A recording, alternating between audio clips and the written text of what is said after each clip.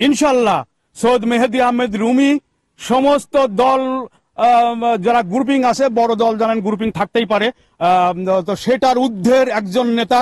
তিনি আমাদের বটবৃক্ষ।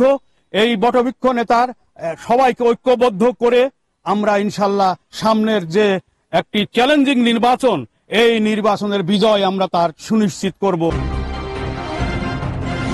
আপনারা জানেন যে সৈয়দ মেহেদী আহমেদ রুমি এই খোকসা কুমারখালী ৭৮ কুষ্টিয়া ৪ এর বারবার নির্বাচিত সাবেক সংসদ সদস্য। তিনি তৃণমূলের নেতা এবং জনগণের ভালোবাসায় সিক্ত একজন নেতা। বিএনপির তৃণমূলের নেতারা তাকে তারুণ্যের অহংকার জনাব তারেক রহমান এবং বিএনপির স্থায়ী কমিটির সদস্যরা তাকে মনোনয়ন দেওয়ায় তৃণমূলে একটা আনন্দের লহর ছুটে যাচ্ছে এবং আমরা সবাই খুব আনন্দিত। কারণ হচ্ছে তিনি বিগত ফ্যাসিস্ট আওয়ামী সরকারের আমলে ব্যাপকভাবে নির্যাতিত হয়েছেন। আপনারা জানেন তার বিরুদ্ধে অসংখ্য মামলা ছিল এবং এই হাসিনা সরকারের আমলে তিনি প্রায় 5 বছর 7 মাস জেল খেটেছেন এবং তাকে আওয়ামী লীগ এবং পুলিশ বাহিনী তার উপর আক্রমণ করে তার গালের সমস্ত দাঁত ভেঙে দেয় এবং তার মতো নির্যাতন নেতা আমরা মনে করি যে কুষ্টিয়া জেলায় আর একটিও নাই।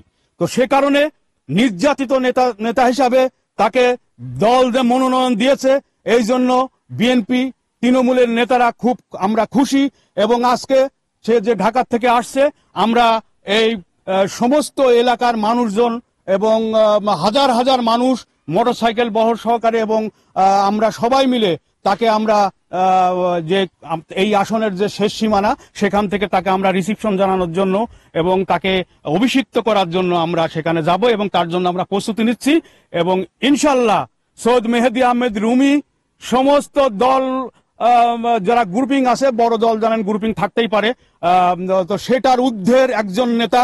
তিনি আমাদের বটবৃক্ষ।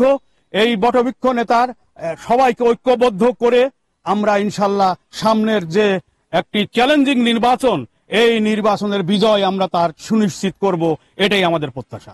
আপনারা জানেন যে বিএনপি বর্তমানে একটা সর্ববৃহৎ রাজনৈতিক দল।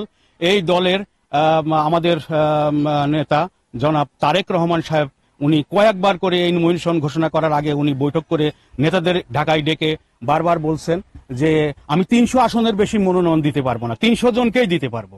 তো সে কারণে বড় দল এক এক আসনে 4 জন 5 জন 10 জন 12 জন করে ক্যান্ডিডেট প্রত্যাশী থাকে, এটা স্বাভাবিক। কারণ হচ্ছে কি যে একজন সারা দল করছে, সে তো চাইতেই পারে।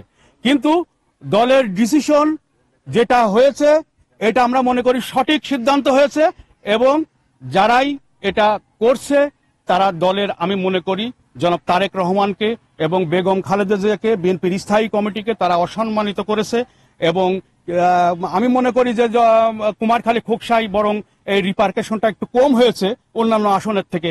যেটুকু আছে আমরা ইনশাল্লাহ সেটা সমাধান করে ফেলবো এবং দলের যারা দল করে তারা ধানের শীষের প্রতীকের বাইরে কেউ নির্বাচন করতে পারবে না। আর করলেও সাধারণ তৃণমূলের নেতা আমরা যারা আছি, সাধারণ কর্মী যারা ভোটার ধানের শীষের, যারা 17 বছরে আওয়ামী লীগের সময় ভোট দিতে পারে নাই, তারা এবার মুখিয়ে আছে ভোট দেওয়ার জন্য, কারুর কথা শুনবে না। ইনশাল্লাহ তাদেরকে ঐক্যবদ্ধ করে আমরা ধানের শীষকে সামনের নির্বাচনে বিজয়ী করব, এটা থাকবে না।